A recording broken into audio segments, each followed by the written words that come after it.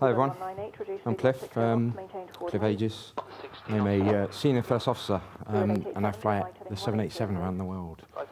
This here is about a year old. This is radar trace of aircraft landing at Heathrow. You can hear the air traffic control as well. All those aircraft are less than 5 minutes from landing. So if something happens, you've got less than 5 minutes to deal with the situation. So in our world, when I'm flying the plane, I don't have a lot of time to make critical decisions, and that's what I'm here to talk about today. So, I'm hoping this will swap over. Here we go. So say, my name's Clifford Agius, Senior First Officer, 787 Fleet. So I fly all over the world. I got back from India about a week ago. I'm off to the Seychelles next week, which is really nice. I'm not normally a public speaker. Now you may think airline pilots, we sit there, we tell you the weather, where we're going, how we're getting there, etc. But we have this really nice bulletproof door that we sit behind. We can't see the whites of your eyes. So if I sound nervous and I look nervous, it's because I'm nervous. So my little inner chimp inside me is going nuts. It wants to run away. It says the stairs are over there, let's go.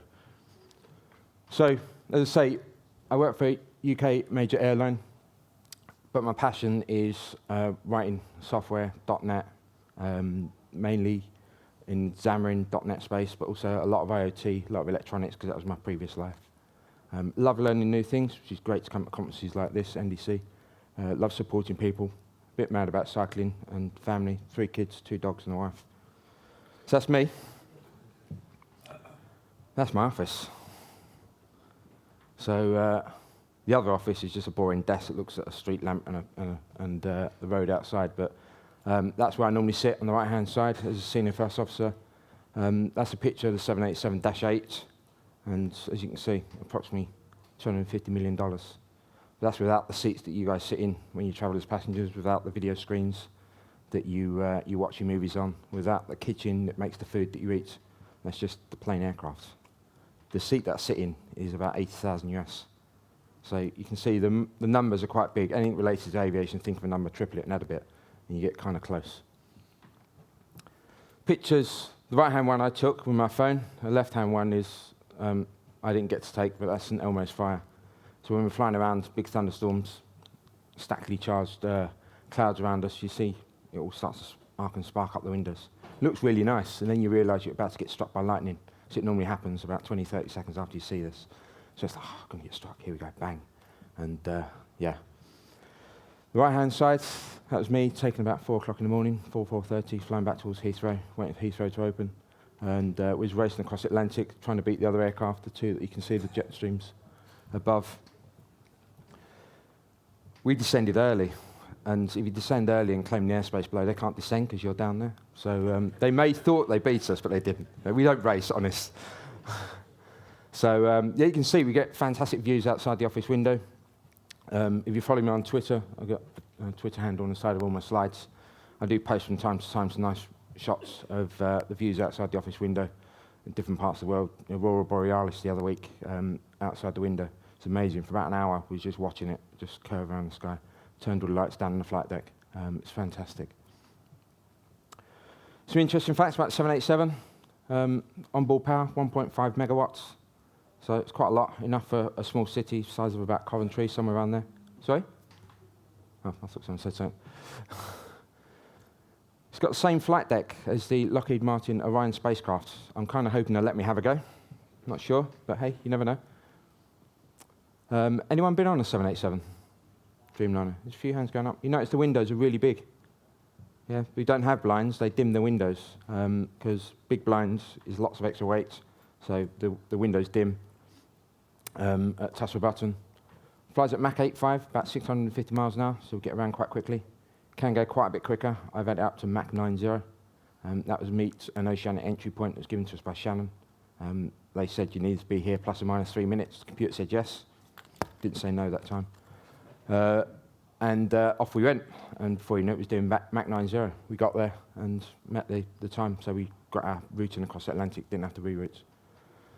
Also, if you've been on a 787, if you ever go on one, you've not been on one before, sitting in the windows, where the wing is, just in front of the wing root if you can, which is kind of the the back end of the business class, the beginning end of Traveller, and you'll see the wings flex. And they, at max takeoff weights, they flex enough that they're bending up, that if you put a bit of string from one wingtip to the other wingtip, they clear the fuselage by 12 feet. So that's twice the height of me. So that's how much they flex up. So it's quite impressive. However, what I'm here today to talk to you about is not the 787 and how wonderful it is, because it is a fantastic aircraft. It took me a while to get this number. Over 1,000 computers on the 787. And when I was defining this to our engineering team and to Boeing, when I was asking the question, it was, they define a computer. What would you call a computer? And I said, anything that's running code. Anything that's got code in it and it's running the code. And that's the number I got back, over 1,000. And that's because they stopped counting. So they said, there's about 50 of those and 20 of those. So you can see, there's a lot of computers all running trillions of decisions every second. But it's us, the pilots, myself, the captain, and the crew, that make the ultimate decision of what's going to happen. I can tell you from that is you're not going to have passenger planes that without the pilot sitting at the front for a long time to come, because the computers make great decisions, but we have to decide what ones to act on. Because things like this might happen. I'll make my mouse move.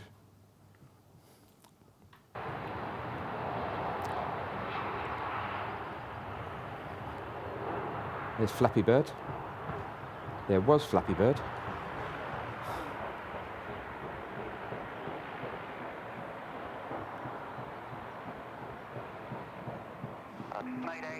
Mayday, Thompson 253 Hotel, engine failure. We are continuing with northwesterly and then inbound towards Wallasey. Thompson 263 Hotel, roger. All runways available for landing, surface wind 0, 70 degrees at 5 knots. I like that at the end. I didn't cut it quite short enough. I left it in with it. You can see there, they woke up this morning, eating their cornflakes, eating their bowl of porridge, going to work. Off they were going down to Tenerife or wherever it was they were going to. And pitched up, had a coffee, had a chat, got on the flight deck, set it all up, got going. They weren't expecting that, were they? They weren't expecting to go to work and have, a pretty serious emergency on board the aircraft with, 180 passengers sitting behind them that are now relying on them to do their job correctly to land the aircraft. It's not what you expect when you go to work, is it? It's not quite the same as when the production server falls over. People can die. So, well, it depends what your production server's doing, I suppose, but you can see, so before they took off, they were done a briefing. If this happens, this is what we're going to do. If this happens, this is what we're going to do. So they'll do what we call a premortem. We've landed back at Manchester with one of the engines on fire. How do we get here? What do we do to get here? How do we successfully get the aircraft back on the ground here in Manchester or Liverpool or wherever it was? You heard air traffic control there. They're busy. They're working really hard in the flight deck. One will be flying the aircraft and flying around the sky and keeping it stable. The other one will be doing emergency procedures, and we call it aviate, navigate, communicate. So they fly the plane, make sure it's going in the right direction with navigating, and then they tell somebody on the ground what they're doing, communicate. So that was the plan they had. Air traffic control said all runways available, and I can't remember the wind, but it's 5 knots, which means basically you can land in any direction, which is fantastic. As a pilot, we love that. Said nothing else. Shut up. Let us get on with our job. And then they come back a little bit later in the video and said, OK, this is what we've got. We've contained the fire. And he says, Liverpool's available. The wind there is this. So he starts to give out runways, to give them options. So they had plenty of time, about 20 minutes before they landed. Went and dumped some fuel out towards the Isle of Man there. And then they come back and landed. How about these two? Who remembers these? Got the Miracle on the Hudson, with Jeffrey Steinberg. Or Captain Steinberg, and then you got the 787 land at Heathrow with Captain Pete Burkill. Had 4 minutes before hitting the Hudson after having a bird strike, multiple bird strike. They were 720 feet, 2 miles, less than 30 seconds to decide what to do. It's not a lot of time, is it? To work as a team, come together, think of a plan, action that plan, and move forward, and hopefully save the day. So you can see, in the world that I work in, it's the decisions we make are literally life and death sometimes. I mean, a lot of the time they're not, but you have to be prepared. And to be prepared, we have a framework. Everyone loves a framework, don't they? So we have a framework, which is what I'm going to talk about today. But the very first thing you need to do, if something happens, we call it the startle effect. If something goes bang, pop, whiz, You know, you hear a police siren suddenly behind your car because they're just behind you and they turn the siren on. You touch the frying pan and it's hot. And you hear the kids screaming. It's blood-curdling scream. You know, the first thing is a startle effect. What's going on? You know, and that's because we have our inner chimp, and any input that comes into us as humans goes to the chimp first. And this is from a book called Chimp Paradox by Professor Steve Peters, I think it is. It comes into the chimp first. So the chimp is like your kind of, your caveman instinct. That is like kind of your fight or flight. Am I going to kind of run away? I'm going to go into action and deal with this. Yeah, and your chimp kind of reacts to this. And then the human is the bit that gets the input seconds. And the human is the bit that's actually, well, hold on, let's slow down here. So it's a brilliant book, highly recommend it.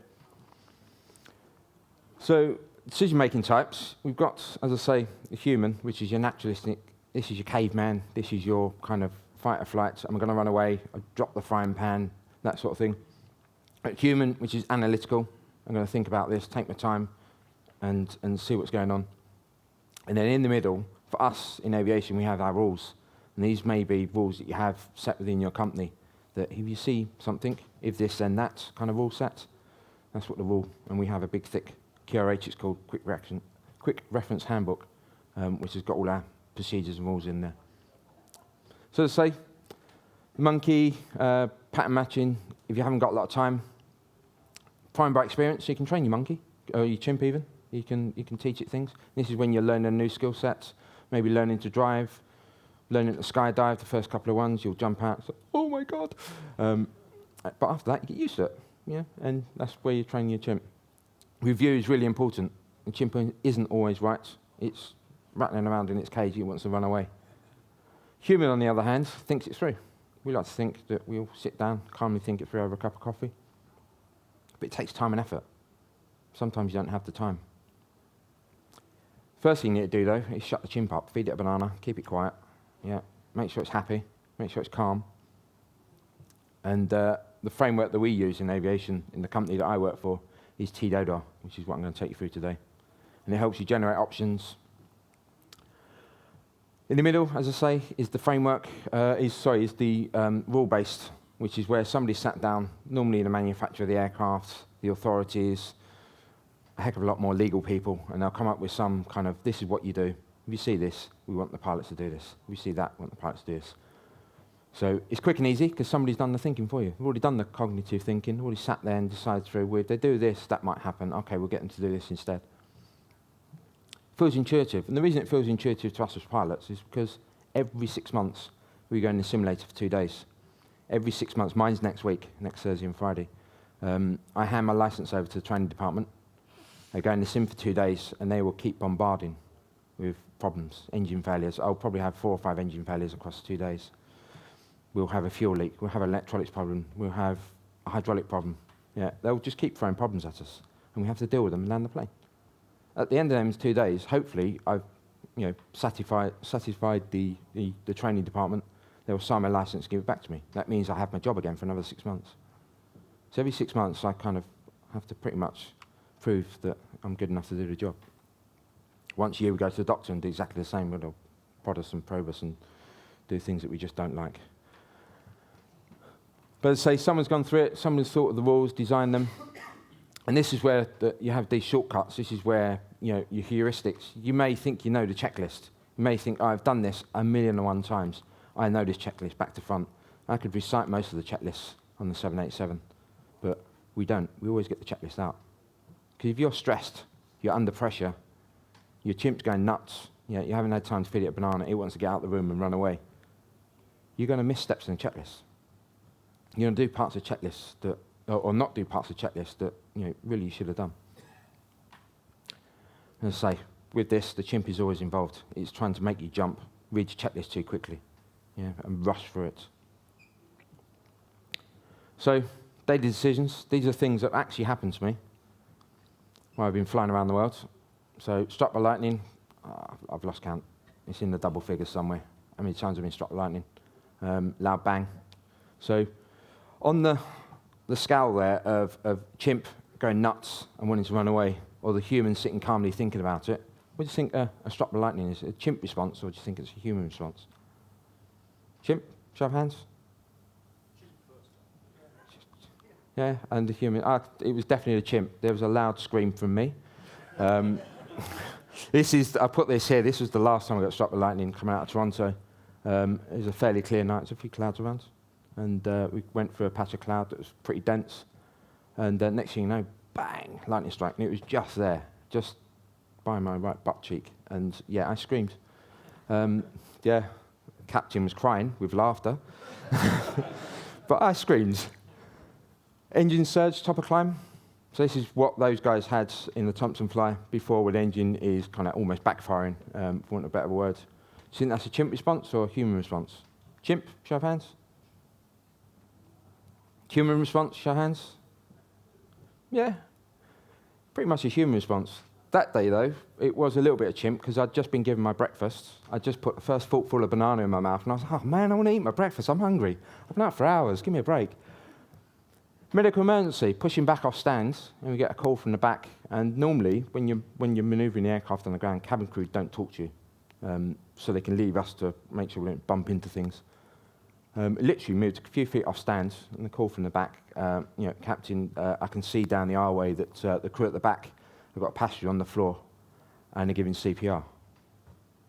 That's all I know. I'll get back to you. Line went dead. We're moving backwards, just about to start engines, being cleared to start by the ground crew. You think chimp response? Hands, show of hands. Human response? Oh, good, more hands, yeah. It was pretty much a human response. It was like, okay, well, let's stop the aircraft, because, if you stop the aircraft, you haven't got to worry about bumping into things. So we did that, stopped the aircraft.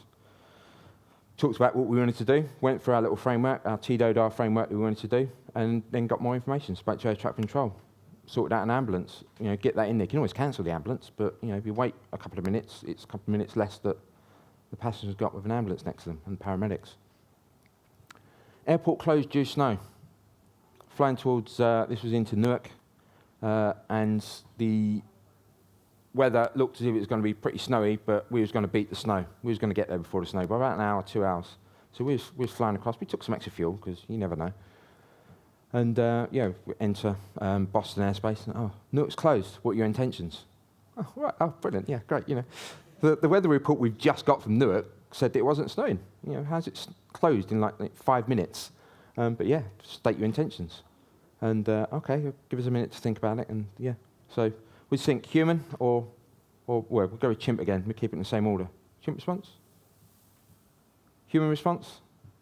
Yeah, a lot more. It was pretty much a human response. A little bit annoyed because we'd had plans that evening, and we were thinking maybe we don't get to Newark. But yeah, and we looked around, what we were going to do, where we were going to go. Eventually, they did open the airport about 45 minutes later, and we had enough fuel to hold to go to Newark, which is good. And the baggage system failure, early morning departure out of Helsinki. That one we'll come back to later. You'll notice there's a lot of audience participation in this, and you'll notice later there's a lot more. So TDODAR, I've mentioned it a few times. This is the framework we use. We all have a framework. This is what we use. And we work on a principle in aviation, keep it simple because we're all stupid. So this is really, really simple. You'll see this and it's like, yeah, it's obvious, But having a kind of acronym that you can just use off the top of your head, you can think about and go through. And the first few times you're like, what was it that Cliff Pilot guy said again? T what? But use it 2 or 3 times. You get used to it, using it on your daily basis. I use it at home, the wife and kids. It's like she's just walked in the door, and I'm still watching the Formula One. I haven't hoovered up or put the clothes away she said to do. How much time have I got? Not a lot. So we'll go through it. T is for time, D is for diagnosis, O is for options, D is for decision, A is for assign, and R is for review. The most important bit.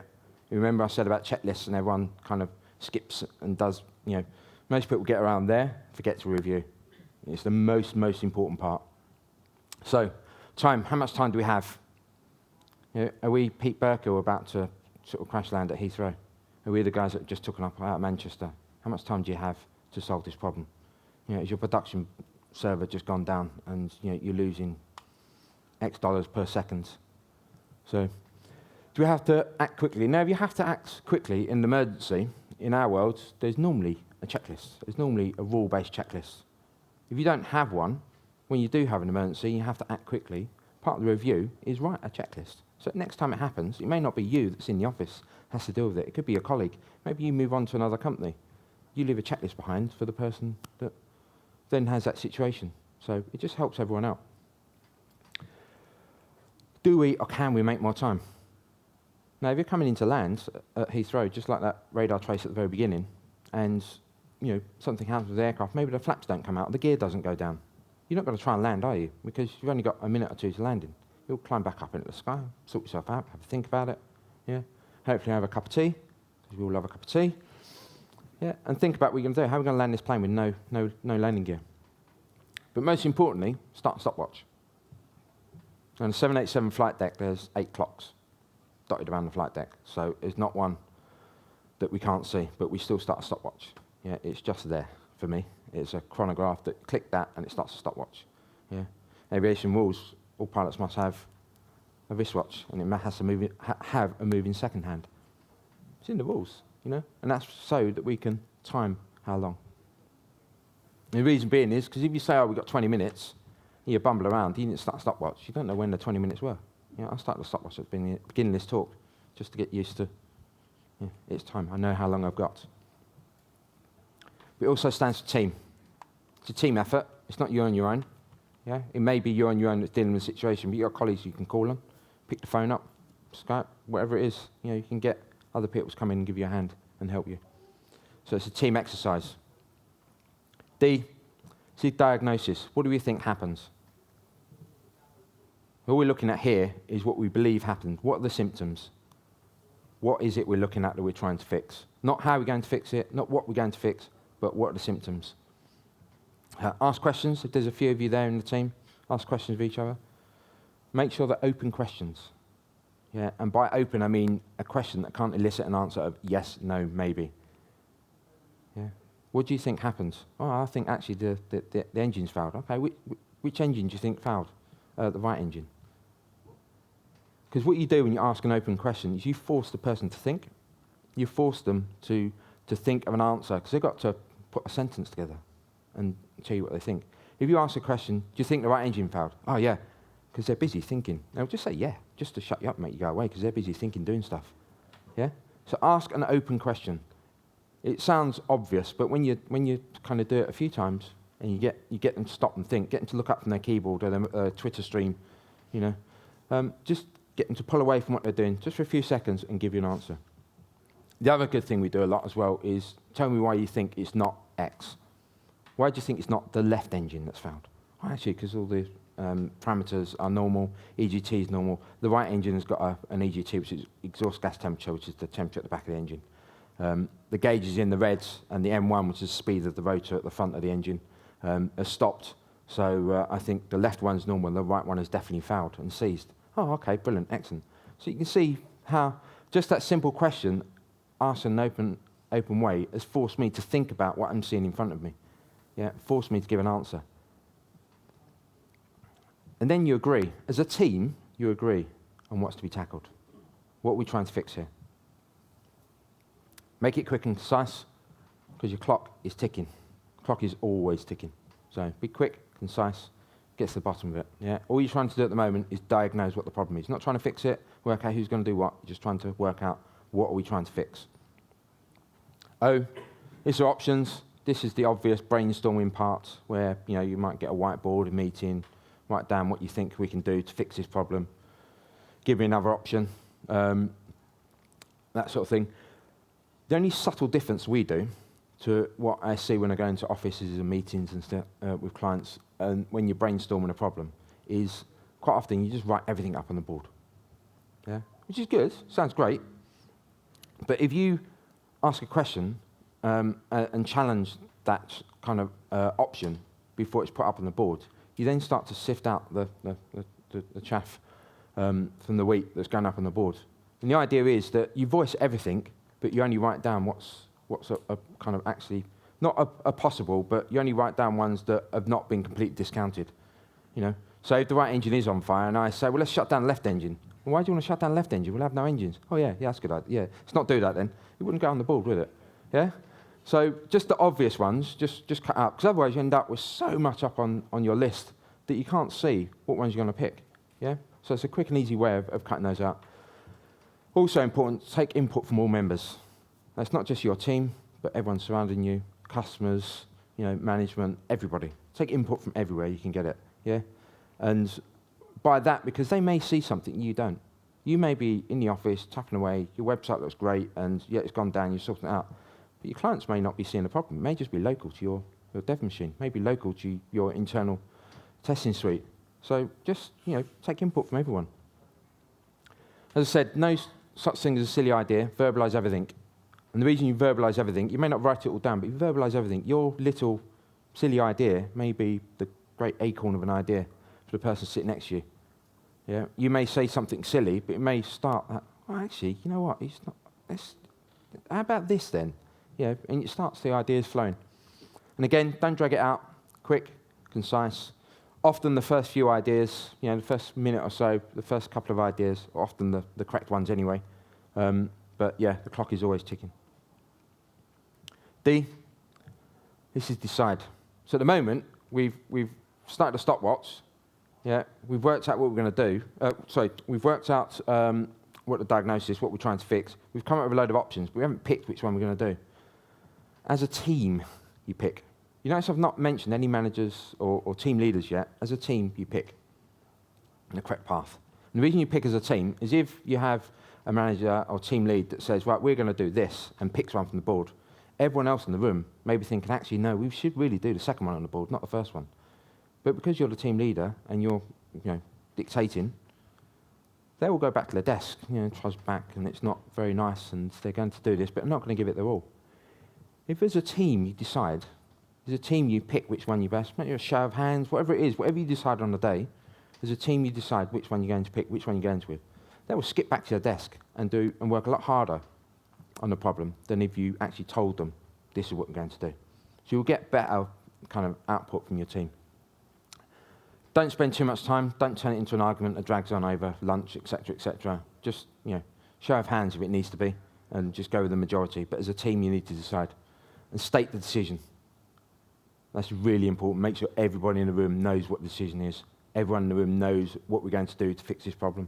Yeah. Write it down on the board in big letters. Quite often, you'll see us, if we're working a problem that's quite complex, certainly in the sim next week, we'll do it. We'll write options on the back of our plug, which is kind of what we keep, the log of the flights, which is just A4 sheets of paper. The back sheet is always blank. Even though we print double-sided, they make sure the back sheet is well, so we can literally turn it over and write down our options. And quite often, when we state the decision, we'll just circle the one we're going to do. Yeah? Failure to decide, it's decide to fail. If you don't pick one, you've already failed. Because the clock will run out. The plane will crash. Yeah? So, pick one. Doesn't matter if you pick the wrong one. Doesn't matter. Because sooner or later, the input will change. If you pick the wrong one, you'll soon have managers, customers, clients, users calling you up saying, what are you doing? It's all gone horribly wrong. Yeah? And that's the input. So, oh, hold on, we've messed up here. Yeah? And then you'll go back around and start again. Right, that wasn't, let's pick a different one. Yeah? A different answer. And assign. So the assign bit is where the team leader, the first time team leader's been mentioned. Yeah, and this is where the team leader assigns a task. And the reason in aviation we have the captain that assigns a task, and the reason we have that is because the team leader knows the strengths and weaknesses of the team. Well, you hope they do. And that's hopefully why they're in that position. So they can look and say, oh, I know, Blogs is really good with, the database side. Such and such is really good with, user interface. So, splitting the team kind of up and giving them the tasks that they can deal with. Make sure they're short, though. Don't give them this huge, monstrous task that's going to take them weeks to do, or days, or hours to do. Give them a short, tell them what they're going to do, what their overall task is, but just give them a small, right, let me know when you've got that bit done. It's not a race, so don't rush back to your desk, crash it out, and go down the gym, or go to lunch, or to the pub. I can't do it, so you guys can't, okay? So, complete your task as well as you can, don't delay. It's not a competition, but if you can't complete your task, and I know I've worked in enough companies as a freelance developer to know that in software, we're all introverts, we hate saying that we can't do it. I'll work this out. Stack Overflow will be my friend. Google, Bing, whatever. I'll just work it out. In aviation, yeah, I'm completely different. In aviation, if I'm not sure and I can't work it out, help. Yeah, help, I'm sinking over here. Too much work. I'm overloaded, my bucket's full. And I'll stick my hand up, I'll say something. Yeah, you quite often see in the flight deck, you used to come into the simulators and see us practicing our emergency manoeuvres. You can quite often see overload in the other person because they go quiet and they're focused like this on the instruments and they're just flying the plane. And you'll ask them a question, you won't get a response. Yeah, so you can see they're overloaded. So the thing we'll do is just tap them on the arm. I have control, take the aircraft off them. Yeah, and then you fly it for a few seconds just while they kind of, oh, yeah, hold on, yeah, I was a bit zoned out there. What's going on again? And they catch up. Yeah, it's a little bit different in the office situation, but you know, if you see someone overloaded, go and talk to them, snap them out of it. Yeah, ask them a few questions. You know, what are you stuck on? You know, do you need a hand? You may not know. You know, it could be a kind of back-end database thing, and you're a front-end developer, and you haven't a clue what's going on. But just by asking the questions and just, you know, kind of muddling through it with them, we'll probably pull out an answer for them. No, actually, you know what? Yeah, I just thought of this. Let me try this. So it's really important, and the most important person to do this is a team leader.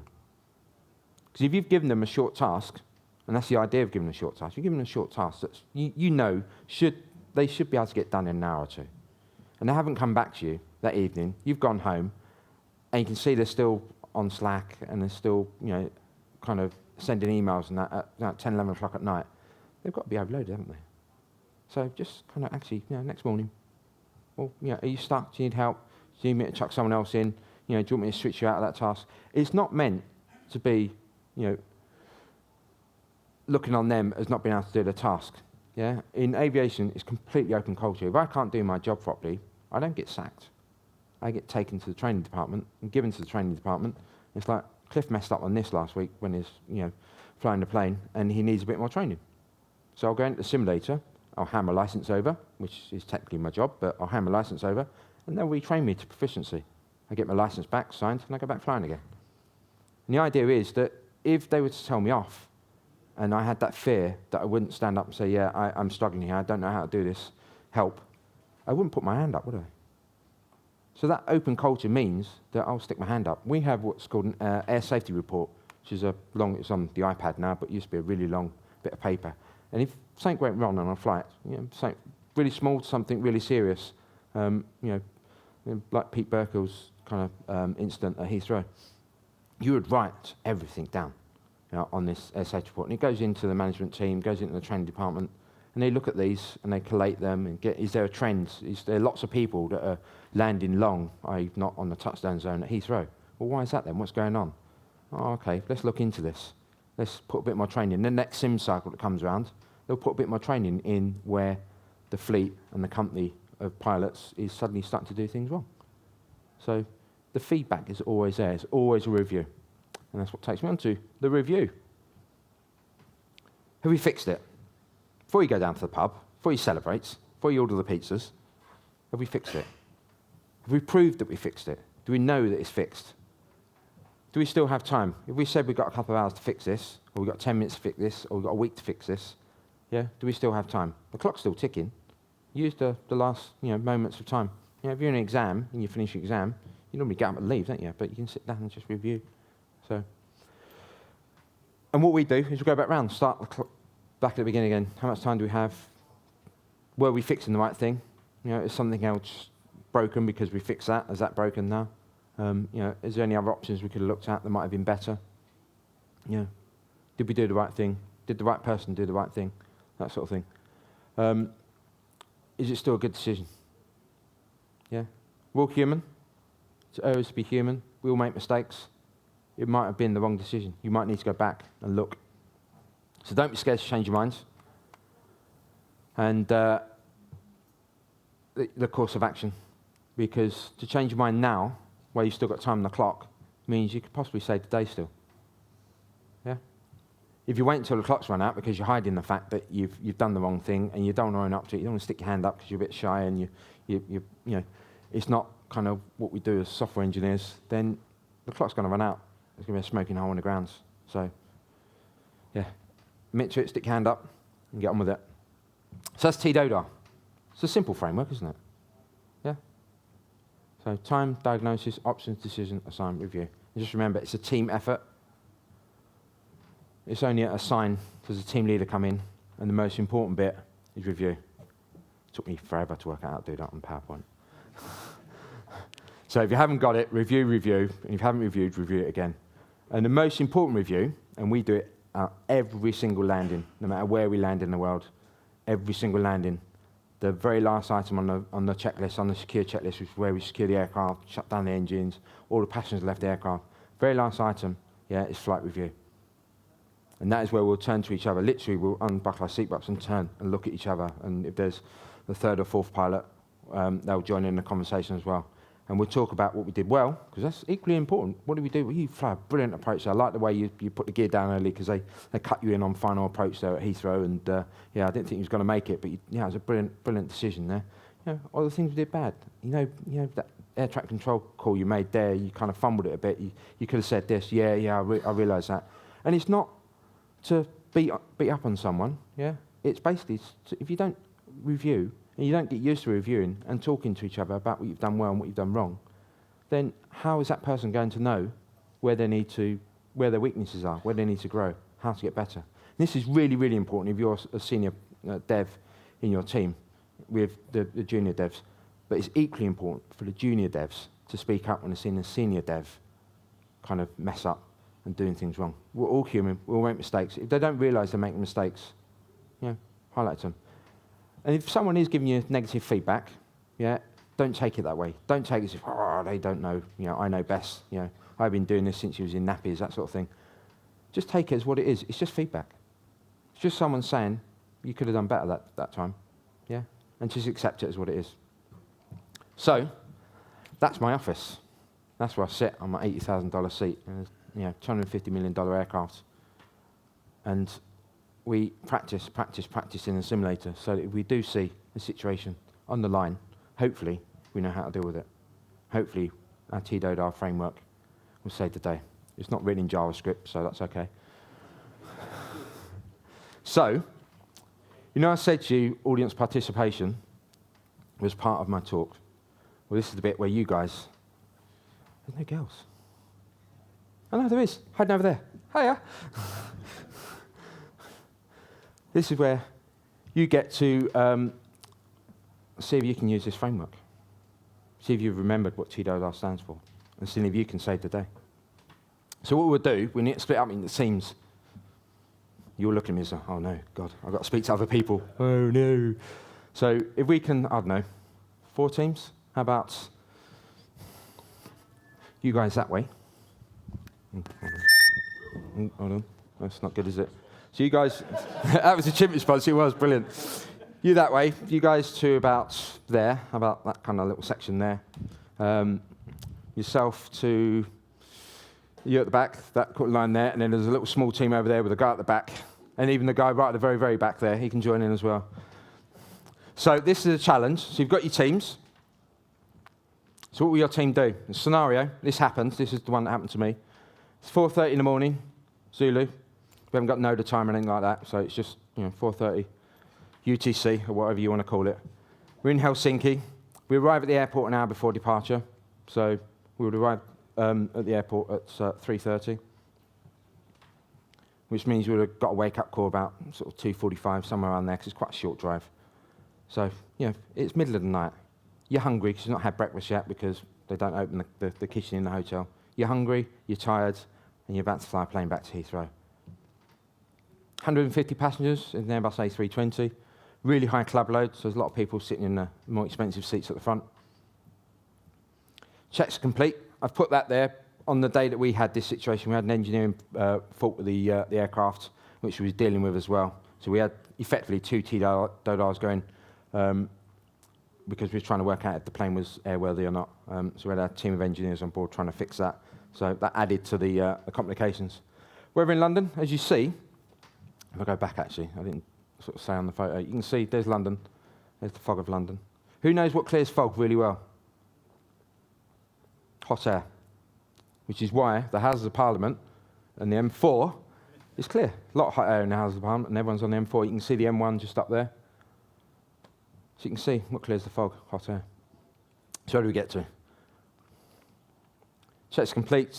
We're in London, thick fog. Due to last around midday, which normally means about 3, 4 in the afternoon. The weatherman's never right. Air traffic control advise you have a slot delay of 450Z. So that's in 20 minutes' time. A slot is basically your time that you have to be wheels off the runway. So off of that 450, you've got to take out the taxi time. It's about 10 minutes at Helsinki to taxi out to the runway. You're allowed to go 5 minutes early or 10 minutes late. So you've got a 15-minute window to get airborne. So now when you hear the pilot say, oh, we've got a slot delay from air traffic control, you know what it means. So you've got a 15-minute window to get wheels off the ground. If you miss that, you then have to wait for another slot, which means the company then needs to speak to, in Europe, they need to speak to Central Flow Management in Brussels, Eurocontrol, and say, can we have another slot for this aircraft, please? And I guarantee you, it's foggy in London, the next slot will be, some point another day. TRM, turnaround manager. This is Heathrow, the person with the red cap, but other airports, they rush in with their vis jacket and their clipboard, because they've got clipboard, they're important. And they tell you the baggage system's failed, Captain. And I've called the engineers on the phone, but they've only just got into work because it's early morning start, and we've only got about half the bags been loaded to the aircraft. What are you going to do? You got your teams? Team 1, 2, 3, and 4. All say hello to each other. You got 60 seconds.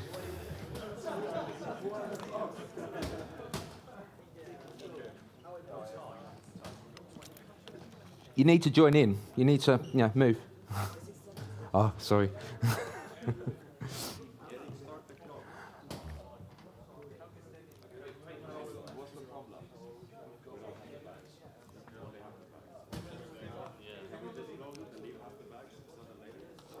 I know if someone's watching this at home, they're probably not getting to enjoy this, but have a team of your own at home.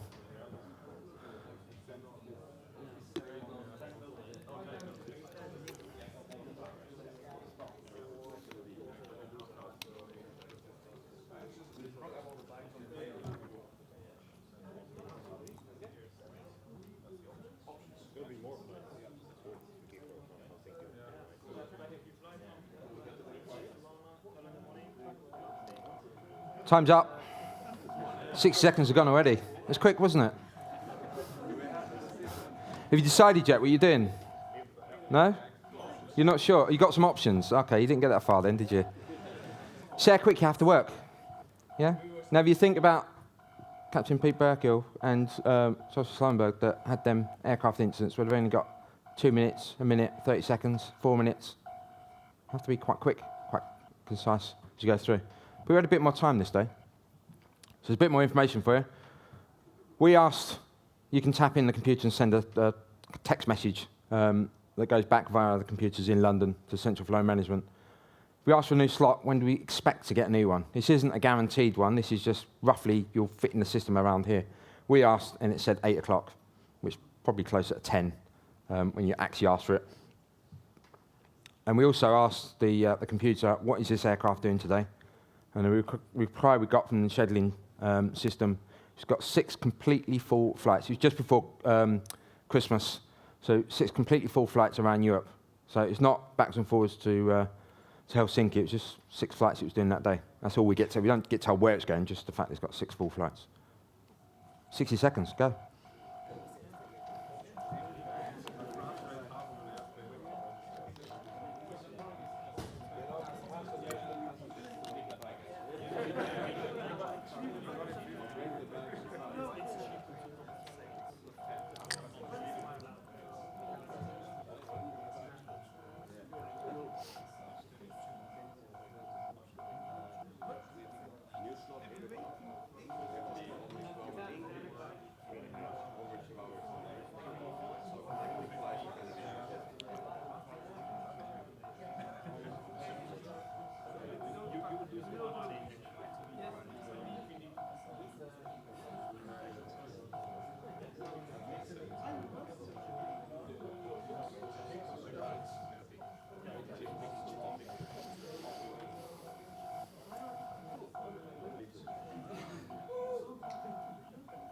Time's up again.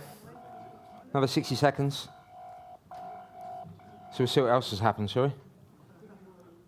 The cabin crew have come in with the cup of tea that we asked for about 20 minutes ago. They're busy, you know. So honestly, he comes in with the 2 cups of tea, and he gives us our cups of tea, and says, "Oh, you know, Captain, just the passenger board, and we've got 12 gold card holders that are whizzing off to London. They're going to be late for their meeting, they think, and they're just wondering the quickest way to get to, you know, I can't remember where it was, somewhere in London. Do you have a tube map by any chance? Because, you know, that way I can take them through it." So, you know, it's like we've been asked questions. So, you know, don't let it distract you. This is where we told the crew member what was going on, what the issue was with the bags, and also on this day, the technical issue that was dealing with as well. So we might not actually leave, but yeah, that's what we told them. The reply to that was, "Oh, there's a really big group of teenagers down the back of the aircraft, and they're really loud and screaming and shouting and stuff like that, and you know, chucking stuff around already." The TRM says that I've not seen any, you know, kind of trombones or tubas or anything like that. So maybe that's part of the missing band equipment. And yeah, so that's the information you had. 60 seconds, go.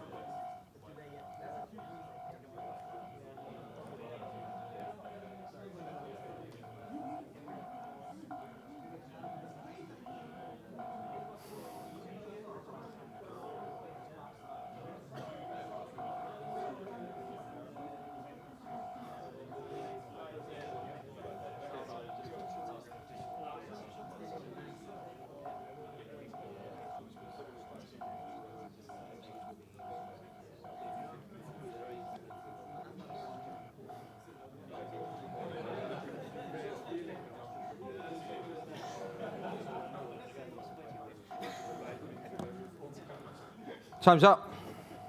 Another 60 seconds gone. So what's next? See a theme here, can't you? Things just keep getting worse and worse and worse. And this is why I said with TDODAR, you go all the way through, you get to review, have we fixed it yet? And then more stuff may come in. So don't assume just because you got to the end, brilliant, let's go to the pub.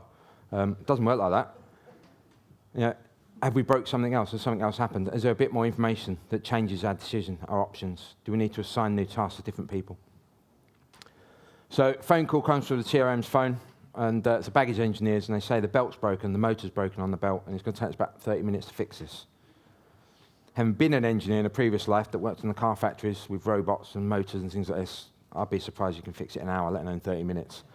So yeah, that's the information I had. And to add insult to injury, it being Helsinki just before Christmas, it starts snowing. I mean, yeah.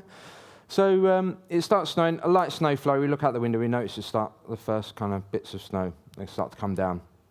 We speak to their track control in the tower at Helsinki, and it's like, you know, can you update us on the weather? Yeah, there's a snowstorm moving in. It looks as if it's going to be here in a few minutes' time. So yeah, we think it's going to get a lot worse soon. Takes about 20 minutes to de-ice an Airbus 320 aircraft. So you need to go over to the de-icing apron, de-ice the aircrafts, and then get going. You've now only got 2 minutes before you need to either push back and make your slot, or not go, and wait for a new slot. So here's your 2 minutes.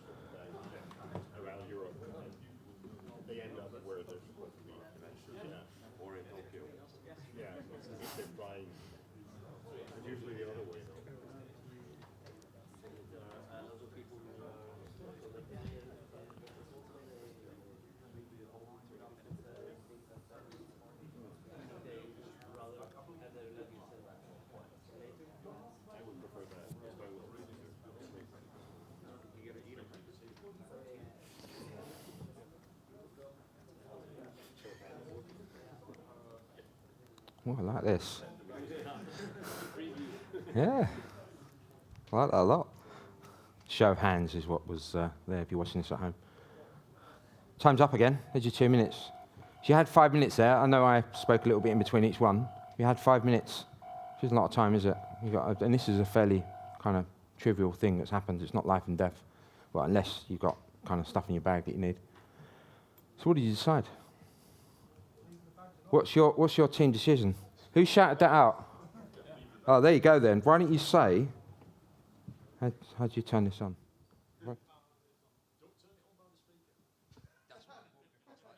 Just turn that off. Who shouted out? There you go. There's the microphone. Yeah. Is it on? Yeah, it is, I think. There you go. Yep. Right. Leave. What I want you to do, Yep. rather than just saying what you're going to do, Yep. you know the captain of the aircraft, you need to make a passenger address to all your passengers. Oh, Jesus. You can buy me a drink later. Ladies and gentlemen, unfortunately, we have had a snowstorm and we have had issues with the baggage belt, so are deciding to leave the bags and they will follow on at a later time. Thank you very much for that. If there are problems with that, then can step on the plane. Now you've embarrassed me. What did you decide to do? Are you in this? Who's in this team? You've got the microphones. You have to stand. Pass them. You can stand up now. Me? Yeah. You've got the microphone. What's your PA for the passengers? Should I say what we decided first? I'm not necessarily telling the passengers that, am I? You're the captain. You're telling the passengers what you want to It's starting to snow, and we have a slot at 4:50, and we're leaving to tax in 5 minutes' time. Okay. Yeah. Is that what you're telling them? Yeah, I think. Right. Thank you. Who's in this team going to take the... I'll do it. You're going to stand up then. Well, of course. I want to see you. Or not. You got the joy of the camera directly behind you, so you can do your piece to camera. Perfect. Oh, that's wonderful. Yeah, that's great. Well, you know, ladies and gentlemen, we have a slight possibility of foul weather ahead, so we're going to go ahead and take off on time. Please relax and enjoy the flight.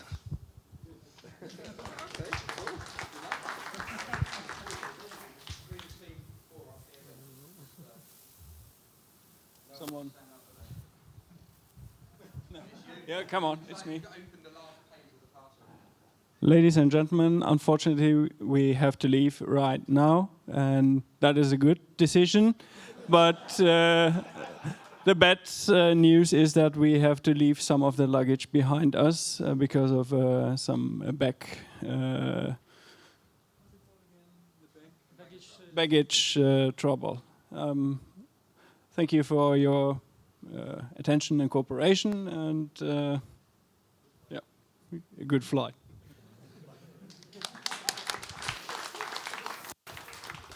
Can you hear me? Is this working or not? It says it's on. It's not. The little green light's glowing very dimly, so I know the battery's gone flat.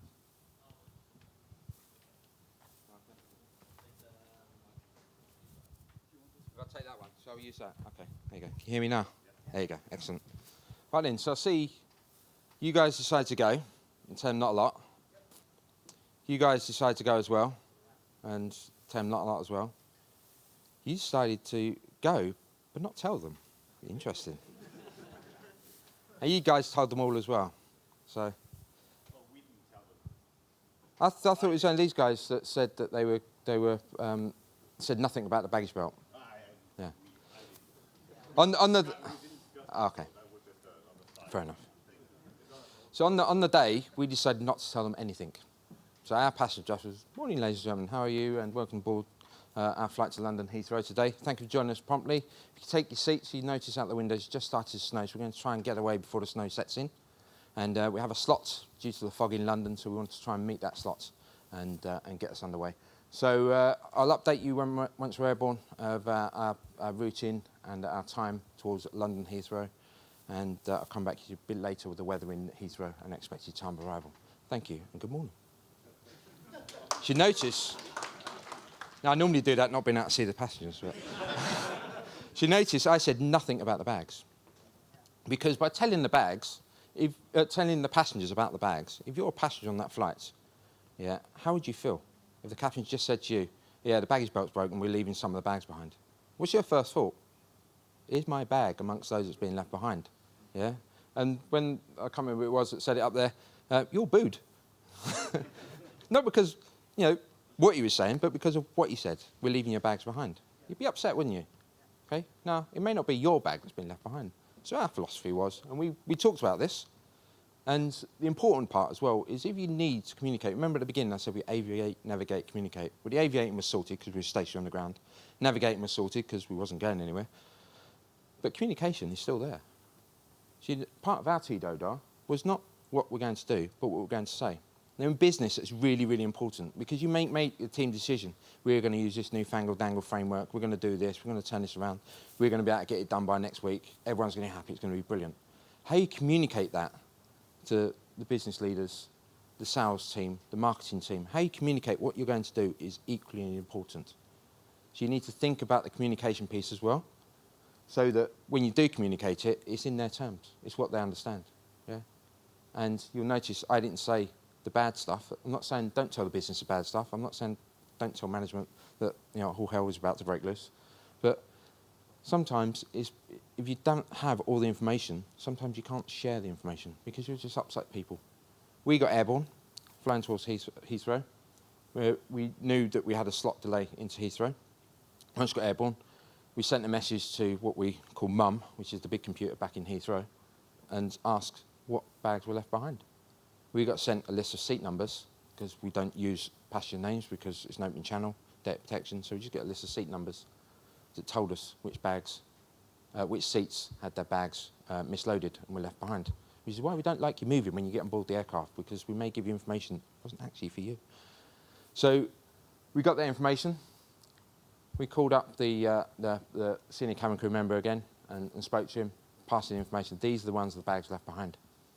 Quite quickly, it worked out that it was all the band equipment because it was all the teenagers at the back of the aircraft. So went back, spoke to the leader of the group, the teenagers group, and said, we think your band equipment's not been loaded. It's going to come on the next flight, which is going to arrive at about midday into Heathrow, maybe 1 o'clock because of the fog. Do you know where you'd like it taken? We can stick it in a van and bring it to wherever you want it to be.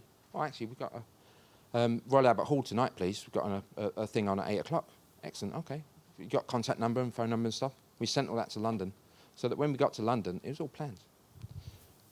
We normally go back, stick a hat on, and say goodbye to the passengers, and say thank you, thank you, thank you, 150 times, or 217 on my current aircraft if it's full. Goodbye and thank you. And there was this. She was really small, and she plays the cello, the really big thing. She got off. She was over the moon that she didn't have to carry this massive cello on the underground. She was over the moon. It was brilliant. So you can see we turned what could have been a bad situation into quite a good situation just by not being economical with the truth, but just being careful what we say to who and when we pass the information. But the important bit is review and communications. So that's me. I hope you had fun. It's always fun to do this and always fun to see it. I think I've got a minute left. If there is a burning question, you want to shout it out. If not, I'm going to be hanging around. I'm going to pub conf, so you can grab me there and we can chat it through. So, go on. You were telling earlier about being struck by lightning in the plane. Yep. Does that actually affect anything? No, the lights flash a bit. The computers may have a bit of a tiz-was. Yeah, I mean, older aircraft couldn't deal with it as well as modern aircraft, but you might get a computer or an electrical system that goes offline, but we've got so much redundancy, it's unbelievable. That time, nothing happens.